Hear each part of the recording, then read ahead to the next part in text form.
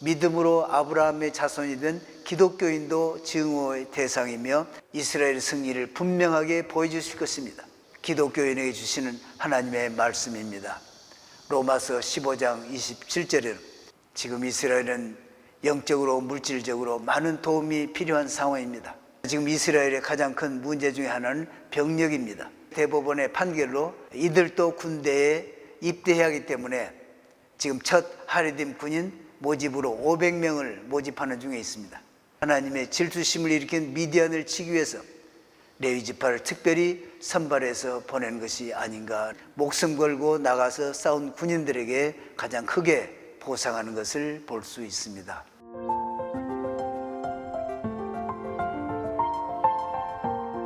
민수기 31장 1절 2절 읽겠습니다.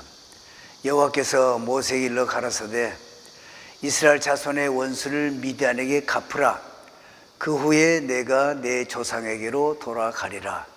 이스라엘 자손의 원수를 미디안에게 갚으라는 말씀은 민수기 25장 17절에서 더 자세하게 말씀하고 계십니다. 미디안인들을 박해하며 그들을 치라. 미디안인들은 이스라엘 남자들을 유혹하여 성적 부도덕과 우상 숭배의 죄를 짓게 하였고 그 일로 인해 연병으로 2만 4천 명이나 죽게 만들었습니다. 하나님은 이에 대한 원수를 모세에게 갚으라고 하셨는데 31장 3절의 말씀처럼 여호와의 원수를 갚는 것이라고 말씀하고 계십니다. 이 말씀은 미디안인들이 이스라엘을 치는 것은 곧 이스라엘의 하나님을 치는 것이기 때문에 여호와의 원수를 갚는 것이라고 말씀하신 것입니다. 그리고 2절 후반에 그 후에 내가 내 조상에게 돌아가리라. 모세에게 하신 말씀입니다. 모세는 미디안과의 전쟁 후에 가나안 땅으로 들어가지 못하고 죽어서 조상들에게로 돌아갈 것을 말씀하고 계십니다. 모세가 가나안 땅을 들어가지 못할 것이라는 사건은 무리바 사건으로 민수기 20장 1절부터 13절까지 언급되고 있습니다. 이 사건을 두고 여러 가지 해석들과 미드라시와 랍비들의 주장이 있습니다.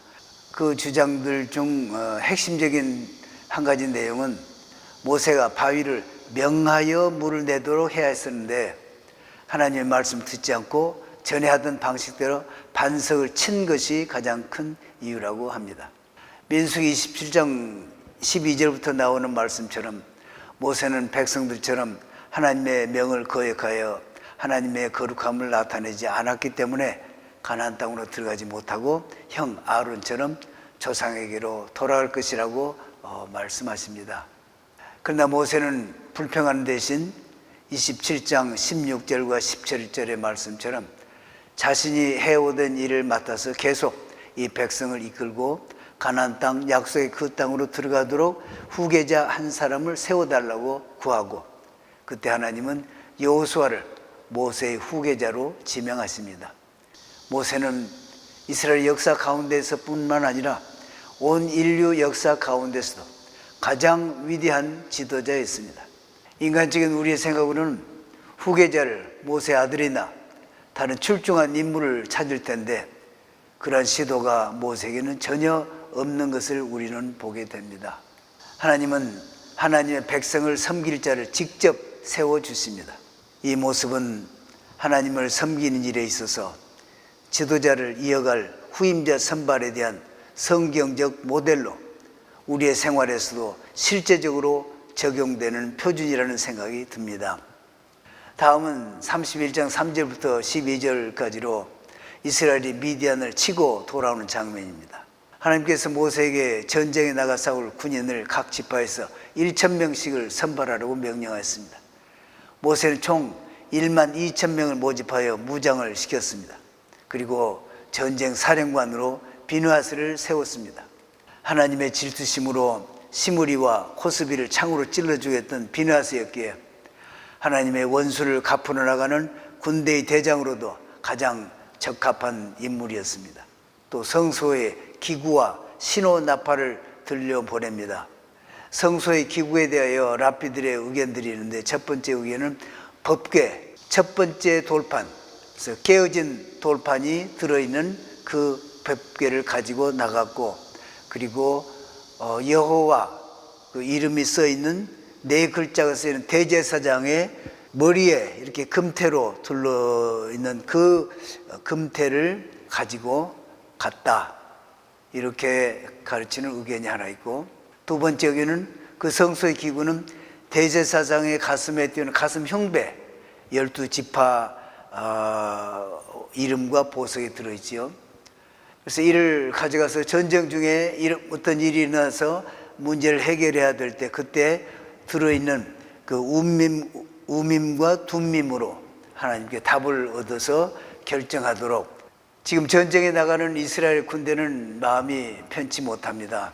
왜냐하면 이번 전쟁이 끝나면 모세가 자기들 곁을 떠날 것을 알기 때문에 마음이 아주 무거웠습니다. 그동안 모세를 대하여 불평도 하고 다투기도 하였지만 지난 40년을 광야에서 동고동락해 왔기 때문에 마음이 무척 무거웠던 것입니다. 그러나 하나님의 명령이 있기 때문에 1만 2천 명의 군대가 나가서 미디안을 쳤습니다. 그들은 나가서 미디안 남자들 모두 다 죽였습니다. 미디안 남자의 죽은 숫자는 기록이 없습니다. 그러나 미디안 여자들의 유혹으로 죽은 이스라엘은 2만 4천 명이라고 기록되어 있어서 그 차이점을 우리는 볼 수가 있습니다.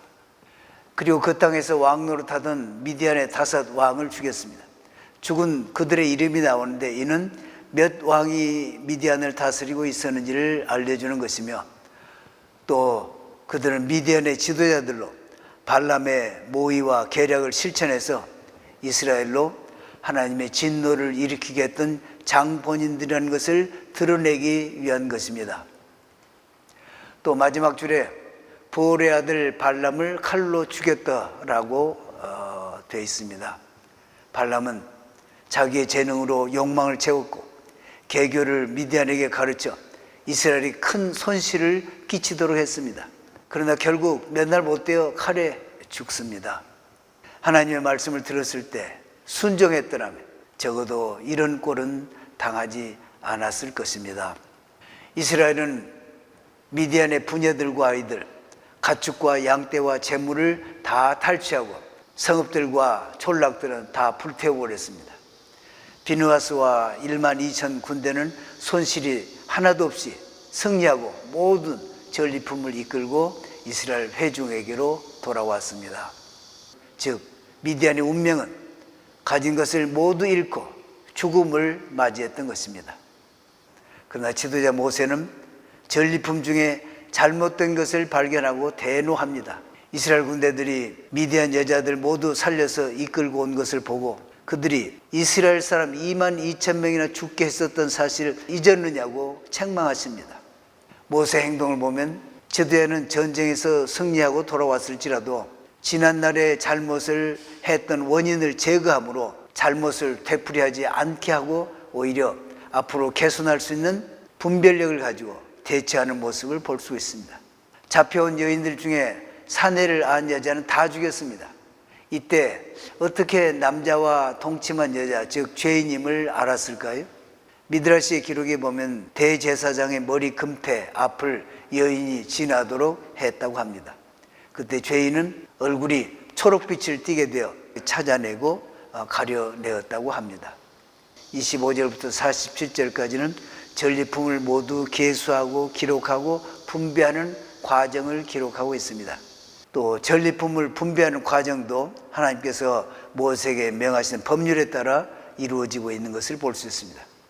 전리품의 절반은 전쟁에 참전한 군인들에게, 그리고 나머지 절반은 회중에게, 이것을 보면은 목숨 걸고 나가서 싸운 군인들에게 가장 크게 보상하는 것을 볼 수 있습니다. 군인들이 받은 전리품 중에서 사람, 소, 나귀, 양떼의 500분의 1을 여호와께 즉 제사장 엘르아살에게 드리고, 회중이 받은 전리품 중에서는 사람, 소, 나귀, 양떼의 50분의 1을 성막 맡은 레위인에게 드리는 것을 볼 수 있는데, 하나님은 미디안을 치는데 레위 지파 중에서도 1000명을 선발했습니다. 일반적으로 하나님과 백성들 사이에서 섬기는 레위 지파는 전쟁에 참여하지 않습니다. 그러나 이번 전쟁은 하나님의 진노를 일으킨, 하나님의 질투심을 일으킨 미디안을 치기 위해서 레위 지파를 특별히 선발해서 보낸 것이 아닌가라는 생각이 듭니다. 오늘날 이스라엘 전쟁은 10개월째 접어들고 있습니다.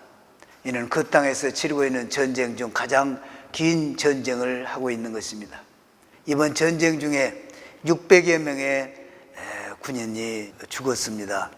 그동안 초정통파 유대인들 하레dim은 징집을 거부해 왔었습니다. 이스라엘 대법원의 판결로. 그런데 이번에 이들도 군대에 입대해야 하기 때문에 지금 첫 하레dim 군인 모집으로 500명을 모집하는 중에 있습니다. 그런데 현재 50명이 등록을 했다고 합니다. 계속 징집과는 노력하겠다고 하며 설득하고 있는 현실입니다. 이스라엘은 하나님께서 그 땅을 주셨고 다시 차지하게 하셨고 유대인의 왕이신 예수님께서 다시 오시기 위해 준비를 이루고 있는 땅이고 국가입니다. 하마스를 비롯한 이슬람 세력들은 에서의 후손이고 이스마엘의 후손으로 이스라엘을 증오하는 세력입니다. 하나님을 대적하는 세력입니다. 그 세력은 단지 이스라엘뿐만 아니라 믿음으로 아브라함의 자손이 된 기독교인도 증오의 대상이며 제거의 대상으로 삼고 있는 상황입니다. 작은 땅 위에서 적은 숫자로 하나님 주신 예루살렘과 그 땅을 지키기 위해 싸우고 있는 이스라엘입니다. 주님은 이스라엘 군대를 통해 이스라엘에게 악을 행한 자들을 심판하실 것입니다. 온 천하에 이스라엘의 승리를 분명하게 보여주실 것입니다. 이러한 때 기독교인에게 주시는 하나님의 말씀입니다. 로마서 15장 27절에는 저희가 기뻐서 하였거니와 또한 저희는 그들에게 빚진 자니 만일 이방인들이 그들의 신령한 것을 나누어 가졌으면 육신의 것으로 그들을 섬기는 것이 마땅하니라 라고 하십니다. 지금 이스라엘은 영적으로 물질적으로 많은 도움이 필요한 상황입니다. 주님께서 우리에게 기회를 주셨을 때 최선을 다해 이스라엘 도와서 예루살렘의 평안을 위해 기도드리고 그 땅을 지키도록 그들의 필요를 채워드리는 것이 마땅한 때입니다.